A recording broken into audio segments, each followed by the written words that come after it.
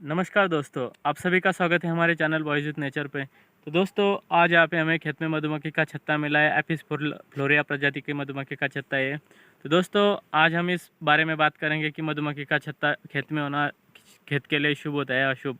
तो दोस्तों, पहले हम आपको मधुमक्खी का छत्ता दिखा देते हैं। तो यहाँ पे देखिए दोस्तों, ये मधुमक्खी आ रही है और जा रही है।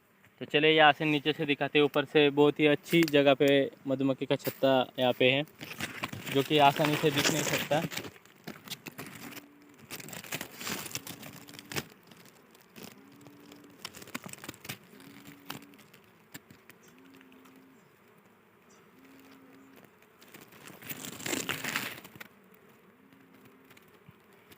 तो चलिए दोस्तों, जान लेते हैं मधुमक्खी के खेत में होने के फ़ायदे के बारे में। तो दोस्तों, सबसे पहला फ़ायदा है कि आपके खेत का जो प्रोडक्शन है वो काफ़ी ज़्यादा बढ़ जाएगा। क्योंकि दोस्तों, मधुमक्खियाँ आप देख सकते हैं, बहुत बड़ी मात्रा में मधुमक्खियाँ आ रही है, जा रही है। तो ये सारी मधुमक्खियाँ खेती में जो फ्लावर्स होते हैं उनसे जाके वो शहद या फिर पॉलन लेकर आती है, और इसी कारण बहुत ही बड़े पैमाने पे पॉलिनेशन होता है। और पॉलिनेशन के कारण बहुत हमारे फसल में बहुत भी ज़्यादा उत्पादन उसका बढ़ जाता है। कुछ कुछ फसलें ऐसी होती है जिनका पॉलिनेशन क्रॉस पॉलिनेशन होता है।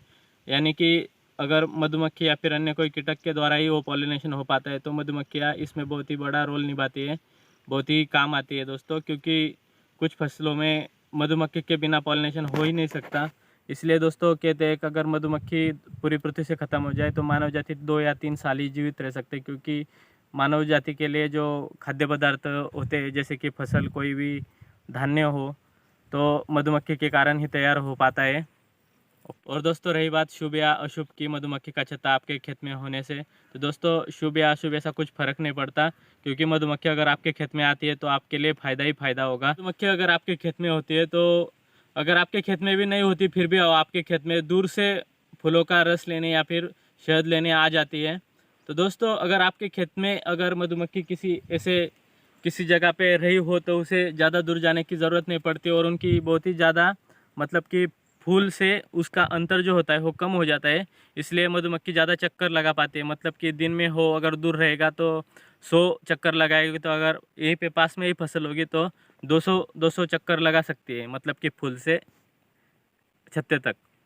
तो दोस्तों, अगर आपके खेत में कोई जैसे कि सरसों का आपने फसल ली हो, तो सरसों के खेत में मधुमक्खी के कारण 50 से 60% तक बढ़ोतरी हो सकती है। क्योंकि ज़्यादा से ज़्यादा पॉलिनेशन होने के कारण फसल आपकी अच्छी आएगी और आपका उत्पाद बढ़ जाएगा। दोस्तों, ये वीडियो आपको कैसा लगा कमेंट करके ज़रूर बताना। अगर आप हमारे चैनल पर नए हैं तो चैनल को सब्सक्राइब करना मत भूलना। और दोस्तों, अगर आप चाहते हो कि इस छत्ते को यहाँ पे, क्योंकि गेहूँ का खेत है और गेहूँ सेल्फ पॉलिनेटेड क्रॉप है, आप देख सकते हैं यहाँ पे गेहूँ की फसल है, लेकिन यहाँ पे उसे अच्छा लग रहा है, लेकिन यहाँ पे कोई पानी भरते वक्त इसे निकाल सकता है। तो दोस्तों, हम इसे कुछ दिनों में किसी अच्छे बक्से के अंदर जाके यहाँ से दूसरी जगह पे, मतलब कि जहाँ पे फूल पास होंगे या फिर कोई फसल पास होगी जहाँ से मधुमक्खियाँ शहद जल्दी से जल्दी ला सकती है, तो हम ऐसी जगह पे इसका ट्रांसफ़र कर देंगे।